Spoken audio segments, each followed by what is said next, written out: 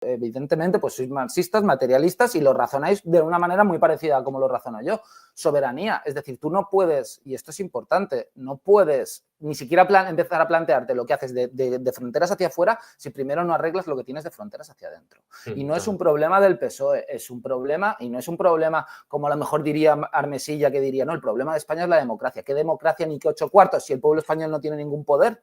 No puedes ni elegir a tus diputados, no puedes ni elegir al presidente del gobierno, porque todo eso se lo bajo mesa, bajo mano, tal. Todo esto está súper estudiado. Gerald Lighthouth, el que he dicho antes, el ideólogo del estado de partidos, explica que es que no tiene nada que ver la partidocracia con la democracia. Entonces, lo principal, antes de siquiera empezar a plantearnos qué hacemos con la Unión Europea, qué alianzas geopolíticas, los BRICS, digamos, una unión mediterránea, una unión panhispanista, todo esto es ciencia ficción mientras sigamos sometidos nacionalmente por el estado de partidos, creo yo. No sé cómo lo ves tú, Edu.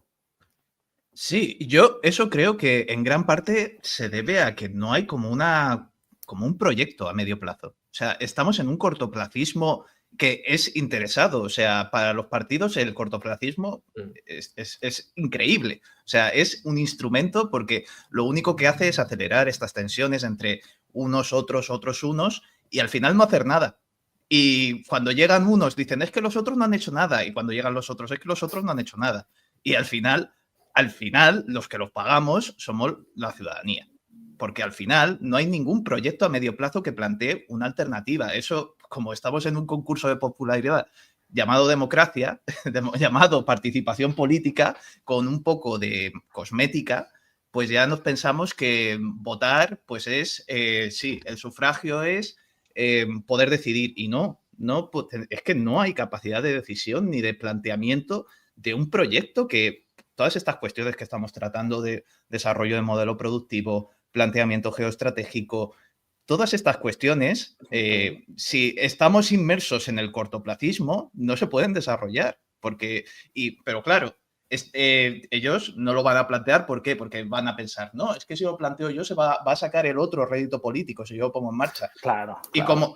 Y como digo, al final los que los pagamos somos nosotros, porque si tú quieres un proyecto de lo que sea educativo, económico, cultural, lo que sea, necesitas tiempo y necesitas continuidad. Y para eso haría falta que los sectores políticos, los sectores sociales que componen este país tuviesen una idea de consenso, pero de consenso de verdad. No de consenso como se ha entendido desde la transición de, no, esto es chitón. No, el consenso no es eso, es ponerse de acuerdo, dialogar, como estamos haciendo aquí, que podemos tener nuestras diferencias, podemos tener nuestros acercamientos, pero plantear qué es lo que queremos hacer. Si no hay eso, es que no hay ningún tipo de proyecto. ¿Sabes qué sucede? O sea, un pequeño matiz y enseguida te doy la voz, Aarón. El principal problema, como yo lo veo y las ideas que yo defiendo, es que es el gobierno quien legisla. Normalmente los sistemas parlamentaristas o los sistemas con separación de poderes y representación, lo que haces en un parlamento, el parlamento es el poder horizontal del Estado, mientras que el ejecutivo es el vertical, ¿no? Entonces, ¿qué sucede? Que tú, si tienes un parlamento con 350 diputados, cada uno de su distrito, no del PSOE, porque si son todos del PSOE y todos del PP, ¿para qué narices necesitas el parlamento? Que se reúnan los dos presidentes del PP y el PSOE en función a sus porcentajes y saquen las leyes adelante que les den, ¿no? Pero si tú tienes un parlamento con representación, lo que consigues, o lo que históricamente se ha demostrado que se consigue, es que sacas menos leyes, porque cuesta más sacarlas adelante, porque tú y yo podemos ser del mismo partido, ¿vale? Los dos podríamos ser, suponte, de Izquierda Unida, ¿no? Pero yo puedo estar más en contacto. Imagínate que yo soy de Valencia y tú eres del País Vasco. Yo puedo estar más cercano a las ideas de Vox de Valencia, porque es una cuestión meteorológica de vecindad, de saber la importancia de la albufera, de saber la importancia de tal. Entonces, es mucho más difícil sacar leyes adelante, pero las leyes son más estables porque responden realmente a las necesidades del país. Eso por un lado. Y por otro lado, lo que ha dicho Edu, que tiene toda la razón, es si tú tienes el problema de la partidocracia, que son los concursos de popularidad, y que el gobierno llega y dice, bueno, sí, ha sido fantástica esta reforma educativa, pero es que si lo admito voy a perder votos, entonces tengo que sacar una nueva ley educativa. Claro, ese es el problema, que quien llega al poder tiene el poder de hacer absolutamente lo que le salga de las narices. Y eso no es democracia. Eso, o sea, la democracia precisamente lo que la define es que el poder no se puede abusar de él. Y aquí el que llega, el que consigue la investidura tiene poder para hacer lo que le dé la gana. Puede prometer una amnistía, puede fraccionar la hacienda, puede hacer lo que quiera. Entonces, yo aquí sí que soy muy, muy insistente y muy pesado con la diferencia entre democracia y partidocracia. Porque es que no hay más que ver que el Parlamento no sirve para nada en España. Más que para representar, digamos, una función teatral y crear una imagen de, aquí, mirad, un Parlamento, qué democráticos somos, pero que todas las cosas se deciden previamente antes de entrar al Parlamento. No hay ni una sola cosa que se decida ahí. Entonces, es todo, pues eso, una opereta. Aaron, te he cortado antes, perdona. Ya no, es que ya con lo que habéis dicho... A ver, yo creo que el problema es que la mayoría de la gente tampoco se para a cuestionar esos temas. Entonces, hay veces que profundizamos mucho, que está bien, debe ser así, porque... Pero claro, luego cómo traduces todo eso a una persona. Yo pienso eso mucho, la verdad. Cuando intento a veces, dentro de mis capacidades, intento sintetizar ciertas cosas cuando hablo a gente que a lo mejor no está tan politizada y como, vale, sí, todo esto, tal, pero ¿cómo se lo explicas a una persona normal y corriente que va a su trabajo y no sé qué? Y claro, ya solo el término democracia, ¿no? He dicho lo de Armesía, dice y tal, pero realmente, claro, es que la gente lo entiende así. Entonces, ¿qué hacemos? ¿Una batalla contra la gente para que cambie lo que ellos entienden por democracia y demás? Bueno, eso era una cosa.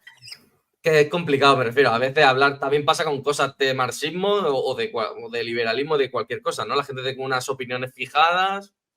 Por ejemplo, muchas veces lo hemos dicho en el podcast el término socialismo y lo que la gente entiende, ¿no? No lo mismo lo que entiende en España, que la gente se machaca mucho el socialismo, el socialista, no sé quién, tal, y la gente entiende una cosa y, bueno, y en otros países es diferente.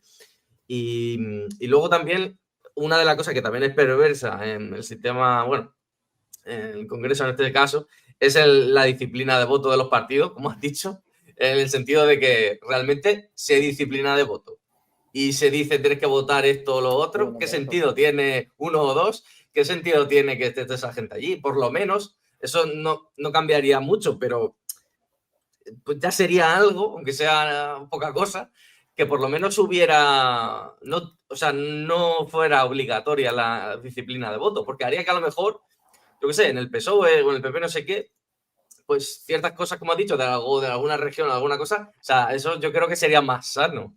Ya sé que eso no iba a cambiar mucho, pero bueno, es que ni siquiera nadie plantea eso en plan, oye, ¿y si cambiamos esto para...? O sea, que... Es que eso es lo que hizo De Gaulle, es que eso es precisamente lo que hizo De Gaulle. De Gaulle eliminó que todo el poder del país recayera en 5 personas. Claro. Cuando cambió el sistema electoral... Sí cambiaría por ejemplo, España, un varón del PSOE, de estos que hay díscolos que a veces no dice lo que dice Pedro Sánchez, pues podrían plantear eso u otras cuestiones pequeñas en otros aspectos, pero ni siquiera se pronuncian, porque como están metidos en esa mafia o en ese grupo de poder que está ahí, pues dice, bueno, pues yo estoy aquí, digo lo que sea para contentar a los de mi región, como que no estoy de acuerdo, me distancio, pero ni siquiera en esas pequeñas cosas son capaces de cuestionarlo. Pues es que entonces... Iván, vuelve a poner el comentario tuyo que has puesto, que me parece muy interesante. Yo creo que con lo de Valencia mucha gente se dio cuenta de que esto no podía ser democracia. Uno de los lemas del 15M era, lo llaman democracia y no lo es.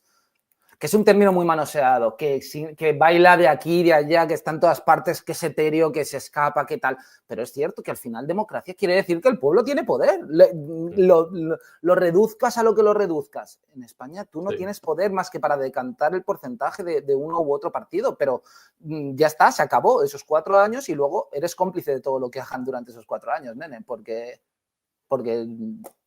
no sé.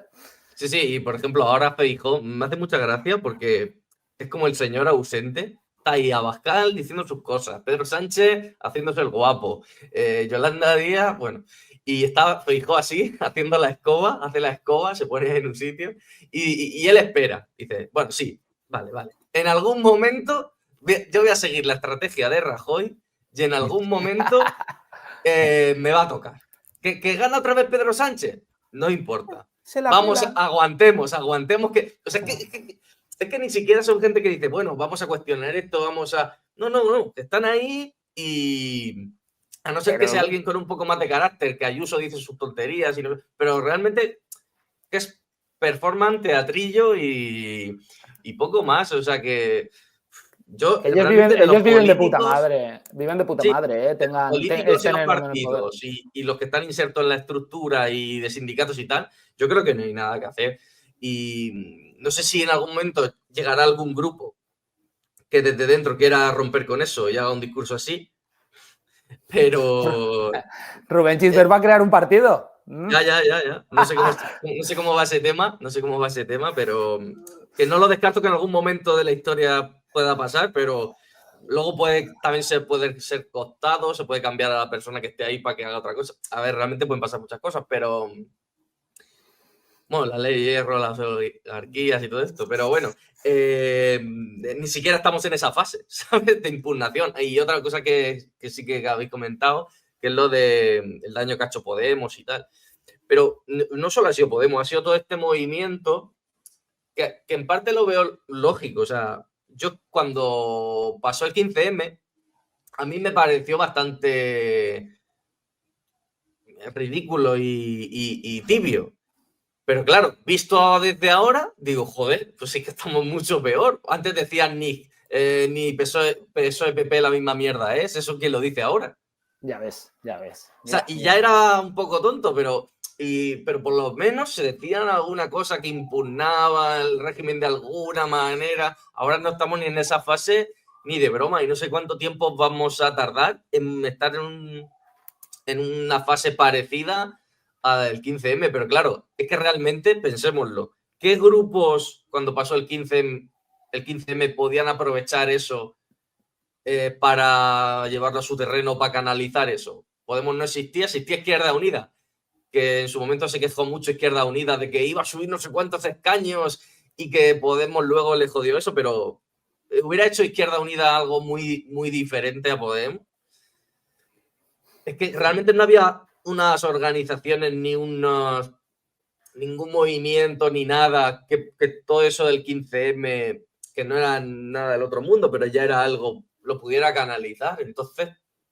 El 15M, Aaron, tenía una fuerza... el problema es que no sabían... yo creo que es un problema de diagnóstico. Antonio, pero tú date cuenta que tenía mucha fuerza, pero había gente tan dispar como que había unos con una pancarta de la reina Isabel II es un reptiliano, otros de legalicemos la marihuana, otros, ¿sabes? Bueno, pero es que si la revolución que yo tengo en mente o por la que yo apuesto sale bien, a vosotros os va a tocar estar en la misma manifestación con falangistas. Y me la pela una barbaridad y va a haber que ser adultos y va a haber que poder apartar la ideología brevemente porque hay en juego algo que es anterior, que es lo que nos une a todos, que es que somos españoles. Mira, hablando de esto, quiero comentar una anécdota así corta, que es cuando hubo las manifestaciones de Ferraz y bueno, pues había grupos más falangistas, otros más de conservadores, gente pues religiosa rezando rosario, ¿no? Gente de Vox, un poco una amalgama así de derecha sociológica y tal. Y había un grupo que, bueno, luego se popularizó entre, bueno, rojo el que no vote y no sé qué, bueno, vale. Pero obviando eso, había unos cánticos que decían Felipe Masón defiende tu nación y como que atacaban mucho a la monarquía, como diciendo, pues que si la monarquía, por lo de la amnistía y todo este rollo. Y yo que he hecho, bueno, también soy músico, he hecho actos republicanos, he cantado y, bueno, dentro de esto conozco gente y tal, como criticaban mucho eso. Y yo no lo entendía mucho, digo, pero vamos a ver, para un momento que las que están masivamente criticando a la monarquía por algo y están diciendo Felipe Masón defiende tu nación, si hay que decir que Felipe es masón para que caiga la monarquía, claro. Felipe es masón. O sea, y si no tienen la inteligencia política, hablo en este caso, pues, de republicano. Porque Falange republicana también. Hola. Sí, perdona si no lo habéis dado cuenta. Entonces, claro, pero bueno, no me refiero a Falange, me refiero a pues, grupos descontentos con la monarquía desde muchos sectores. Entonces, si no eres capaz de canalizar, en este caso, la monarquía, pero hablamos del régimen en su conjunto, porque al final la monarquía es un pilar del régimen que se sustenta también. Yo creo que no se puede acabar con el régimen sin acabar con la monarquía. Estoy de acuerdo. Y ni con la monarquía sin acabar con el régimen. Entonces, si no tienes la suficientemente inteligencia política para canalizar eso, pues si Felipe es masón y hay que acabar con la monarquía porque son masones. No, porque Franco, ya estamos otra vez lo mismo. A tender puentes, tío. No sé. Y termino ya. Y porque pasa mucho en la izquierda, pero pasa en la derecha también. Estos dos grupos o fachas y progres que se pelean constantemente, que es que tienen posiciones reactivas al contrario. Es decir, si mucha gente de derecha, que sigo con este ejemplo, dice que es masón, pues nosotros vamos a decir que no sé qué. Y si la izquierda dice que, yo qué sé, que Palestina tal, pues nosotros que Israel no sé cuántas. O sea, y cuando, por ejemplo, a nosotros nos pasa que nos dicen a veces comunistas asquerosos y a veces fachas de mierda, pues si dices cualquier historia que se sale del pack ideológico que cada uno sigue como si fuera una religión, entonces te dicen, ya, pero es que tú dices lo que dice no sé quién. Ya, pero ¿y a mí qué me importa eso?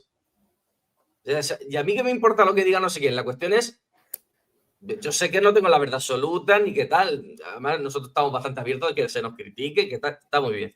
Pero, coño, yo diré y defenderé las cosas en las que yo creo y en las cosas que tanto persistir constantemente en cosas que ya no funcionan ni van a ningún sitio y llevan 50 años que no van a ningún sitio, van a pasar otros 50 años y vamos a estar exactamente en el mismo punto. Es que no sé qué sentido tiene. Entonces, de manera reactiva, si no sé quién dice tal, yo digo lo otro. Y si no sé quién, ya vale, pues si es que da igual eso. Y creo que eso es un problema también de lógica política que se da. Pero bueno, no sé cómo ves Edu este tema. Yo creo que también esto lo que hace bastante evidente es que nos dejamos llevar, digo ahora, pero en general, a nivel social, por la inacción, por el no hacer, por el mucho tal, y estas disputas que no llevan a ningún sitio de, no, porque yo es esto y yo esto otro, y tú piensas como esto, lo que decía Aaron, de, pues entonces si tú dices lo que dice este, es que eres tal. Pero vamos a ver, ¿no será lo importante, como estamos planteando, un proyecto, unos puntos en común sobre los cuales partir y desarrollar una praxis, unos elementos que nos lleven a construir algo? Porque si no, pasa lo que pasa con lo que he comentado del cortoplacismo, que no avanzamos, que seguimos estando dando vueltas en la misma rotonda una y otra vez, sí. Y al final esto es el día de la marmota y no hacemos nada. Sí, estoy de acuerdo. ¿Y cómo? ¿Cómo construimos ese proyecto común, Edu? Porque, ¿sabes qué sucede? Que el problema es que a nosotros también vivimos en la posmodernidad. Es decir, esto de reactivos y tal, yo me veo cayendo en contradicciones constantemente, casi siempre estéticas, no muy profundas, pero estéticas, pero contradicciones al fin y al cabo, porque no hay... ya no hay batallas por las ideas. A mí me encantaría que estas conversaciones que estamos teniendo ahora fuesen conversaciones más habituales, pero no hay ideas porque lo que ha dicho Aaron es todo reivindicarse a la contra del otro, reactivo. ¿Por qué? Porque la posmodernidad se caracteriza por guerra identitaria. Identificarse necesariamente implica dejar a alguien afuera. Entonces, tu identidad es siempre a la contra del otro. Esta gente no defiende nada, pero no defienden nada y no creen en nada los progres y no creen en nada y no defienden en nada los liberales. No creen en nada. Ellos creen en no pagar impuestos, por ejemplo, hablando de los liberales. Esa es toda su ideología. Tócate los huevos. Si les hablas de representación o constitucionalismo, que son ideas, gérmenes liberales, y les da pavor porque se la pela una barbaridad. Entonces, para mí debería ser más fácil poder sentarme a hablar con liberales, pero como no hay liberales en España, hay gente que se identifica como liberales, que es otra cosa muy distinta. Yo cuando veo, por ejemplo, vuestro programa, me parece mucho más interesante y creo que tengo muchísimas más cosas que comentar que cuando veo el programa de otros liberales que digo, pues si es que esto es aburridísimo, si es que no están diciendo nada. Si es que no hacen análisis, se reivindican el PSOE es muy malo, el PSOE es muy malo. Pero ¿esto qué es? ¿Esto qué es, tío? Entonces, ¿cómo hacemos eso? ¿Cómo conseguimos organizarnos de alguna manera ese proyecto común, esos mínimos, tío? Que nos va la vida, es que nos va la vida en esto. A ver, yo creo que en la fase que estamos ahora, a ver, nosotros pues somos marxistas en este sentido y bueno, un poco heterodoxos, pero de una forma, yo también de otra y tal, pero hay mucha gente que nos dice, ya, pero no sé, comentas cualquier cosa en la actualidad y tal, y alguien viene y dice, ya, pero el socialismo, no sé qué, y como, ya, bueno, sí, pero es que el socialismo, de eso lo comento bastante con bastante gente. Ya, pero tú entiendes que el socialismo no está a la vuelta, la revolución no está a la vuelta de la esquina, lo sabes, ¿no? Que estamos peor, que estamos más atrás que cuando Marx escribió el manifiesto comunista. Porque el manifiesto, fíjate si estamos mal, que hay gente que dice, antes eran idiotas. El manifiesto era un panfleto que no era, que luego se cambió cosas y bueno, pero era un panfleto que tampoco tenía mucha profundidad, pues, algunas ideas básicas y tal. Y luego Marx, pues eso lo leían los obreros en las fábricas y lo entendían. Yo a mí me gustaría que alguien que hace de estas preguntas por la calle fuera, Edu, no hace falta un reportero, y sí, lo hemos dicho. así a trabajos y le pregunta a la gente, lea esto, ¿me puede decir qué dice aquí? Bueno, para que vean lo mal que estamos. Pero bueno, dicho eso, yo creo que el proyecto común debería ser de impugnación del régimen. Debería ser por la soberanía y en contra del régimen. Y no apoyo a ninguna fuerza que no esté en contra del régimen. Y el régimen hablamos pues del sistema de partidos, la monarquía y la falta de soberanía con la Unión Europea. Y yo creo que sin que caiga el régimen y haya un proceso constituyente mínimo, pues yo creo que no se puede hacer nada. Yo creo que va a seguir el sistema este degenerando. Más, hace poco vi un vídeo de estos que hacía Pablo Iglesias en La Tuerca, creo que era hace más de 10 años, que salía Abascal y Ayuso. Una como llevo el Twitter del perro de Esperanza Aguirre y el otro de acabo de fundar Vox. Y tenían, y hablaban de cosas así como muy pausadamente, a ver, no con mucha profundidad, pero bueno. Vox criticaba al PP, el PP decía que todo iba bien, o sea, lo mismo que dice ahora el PSOE, pues mira esta estadística, que ahora hemos bajado no sé qué parados, pues lo mismo decía el PP. Pero sí que ha cambiado una cosa en todos estos años, ha cambiado que la comunicación política era mucho más pausada y mucho menos confrontativa y eso lo han hecho las redes sociales. O sea, las redes sociales han cambiado la forma en que los políticos, la comunicación política, el periodismo y tal, pero también la gente se comunica y simplifica los mensajes, se guía a raíz de titulares y de provocaciones también los políticos y de cosas locas. Que Ayuso antes no decía que viene el comunismo ni cosas así. Lo dice ahora porque sabe que tiene poco tiempo para que salga su mensaje en X sitios, que sea impactante, que tenga viralidad.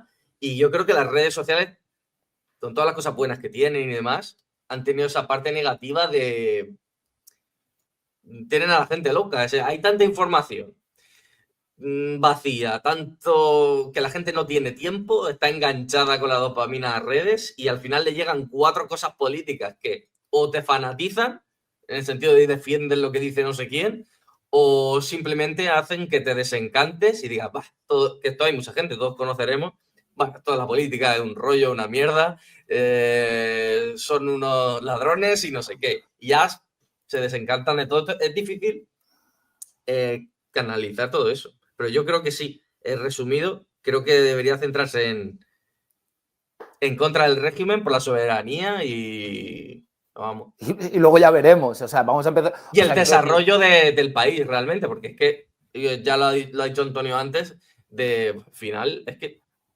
no sé, es que contra la agricultura española, contra la industria, o sea, es que no tenemos nada. es que habría que... El desarrollismo, habría que volver al desarrollismo otra vez, porque, no sé, parece que estamos involucionando, ¿no?